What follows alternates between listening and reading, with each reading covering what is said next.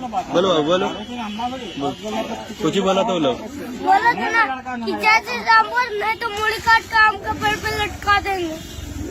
उन्हीं लोग बोला था, वो हिंदू लोग। हाँ।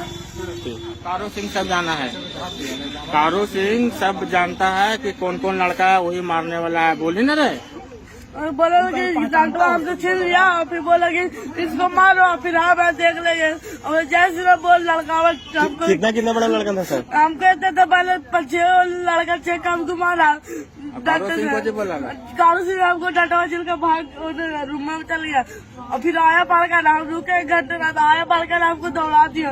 फिर आया गाँव से आदमी तो फिर बोला कि कौन मारा, तो फिर उन लोग बोला कुछ नहीं, सब आम तोड़ रहा था इसीलिए बोल रहा।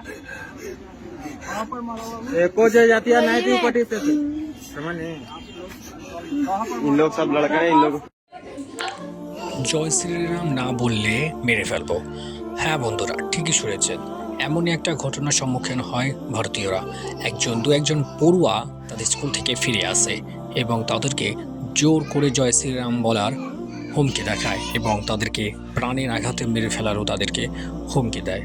দেখুন কিভাবে ছাত্রদের ওপর অত্যাচার চলছে এবং তারা বাধ্য হয়ে তারা কাঁদছে। প্রিয় বন্ধুরা, আমরা মুসলিম, আমরা কোনোদিন কাউরের গলা ধরে কান ধরে কাউকে আমরা আল্লাহু আকবার বলা করাইনি, কিন্তু এই উগ্রবাদী হিন্দুরা আমাদের মুসলিমদের ওপরে দাড়ি ধরে পা ধরে জয় শ্রীরাম বলা করাচ্ছে। আমরা দোয়া করব আল্লাহর কাছে যেন আমাদের ওপরে যে জুলুম বা অত্যাচার চলছে আল্লাহ এর তুমি বিচার করিও। ইনশাআল্লাহ আল্লাহ একদিন করবেন। আর এই দাঙ্গা লাগাচ্ছেন আমাদের হিন্দুরা জোর করে আমাদেরকে জয় শ্রীরাম বলা করাচ্ছে। ইদানিং আমরা একটা ভিডিওতে আমরা দেখেছিলাম এক টোটো চালককে এক অনায়াসে ওপেনলি একটা হিন্দু লোক তার দাড়ি ধরে তাকে পিটছে।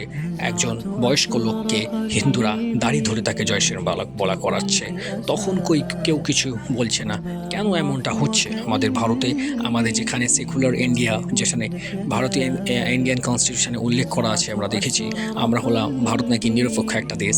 যদি ভারত নিরপেক্ষ দেশ হয় তাহলে এরকম কেন হবে আমাদের দেশে? কেন জোর করে জয় শ্রীরাম বলা করাবে? আর কেনই বা